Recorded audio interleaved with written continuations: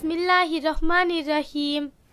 কুল হুয়াল্লাহু আহাদ, আল্লাহুস সামাদ, লাম ইয়ালিদ ওয়া লাম ইউলাদ ওয়া লাম ইয়াকুল লাহু কুফুয়ান আহাদ। বিসমিল্লাহির রহমানির রহিম। ইন্না আতাইনাকাল কাউসার ফাসাল্লি লিরাব্বিকা ওয়ানহার, ইন্না শানিয়াকা হুয়াল আবতার।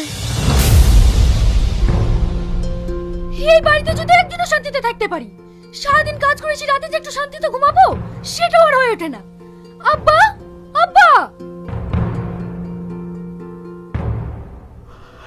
কি হয়েছে? কি আর হবে, রোজকার মতো সেই একই কাহিনী।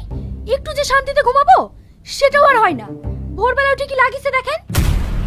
মেয়েটা যে এত বেহায়া, রোজ রোজ এত নিষেধ করার পরেও কথা শোনে না। দেখো আব্বা, সারাদিন অফিস আদালত করে বাড়ি আসার পরে এসব ঝামেলা আমার ভালো লাগে না। ওদেরকে আলাদা করে দাও, ওর অন্য ঘরে থাকুক। হ্যাঁ, আপনি তাই করেন। এর আগেও আমি একবার বলতে গিয়েছিলাম, ওই গায়ে মেয়েটা আমাকে উলটপালট কথা শুনিয়েছে।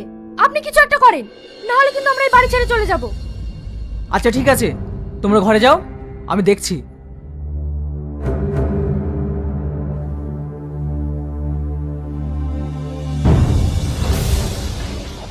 বৌমা, বৌমা! হ্যাঁ আব্বা, কিছু বলবেন? তুমি কি লাগিয়েছো বলো তো? আমাদেরকে এতটুকু শান্তিতে থাকতে দেবে না? আমি আবার কি করলাম? ওরা যে সারাদিন পরিশ্রম করে একটু ঘুমায়, সেটুকু তোমার সহ্য হয় না? ভোরবেলা উঠে কি সব হাবি যাবি পড়ো? আব্বা, ওটা হাবি যাবি না। আমি ফজরের নামাজ পড়ে কোরআন তেলাওয়াত করি, এতে আমার ঘুমের কি অসুবিধা হয়? কি হয়েছে? আমি কোরআন পড়ছি বলে তোমার ভাই ভাবিদের অসুবিধা হচ্ছে। দেখো আব্বা, এটা পবিত্র রমজান মাস। না তোমরা রোজা করছো, না তোমরা নামাজ পড়ছো, তোমরা আল্লাহ পাকের কাছে কি জবাব দেবে বলো? তোদের সব সময় মুখে মুখে কথা। দেখ, এইসব অশান্তি আর ভালো লাগছে না। আজকের পর থেকে তোরা দুজনে আলাদা থাকবি। তোদের জন্য আমার এই সুখের সংসারটা নষ্ট করতে চাই না। কিন্তু আব্বা, ঠিক আছে আব্বা, আমরা আলাদাই থাকবো।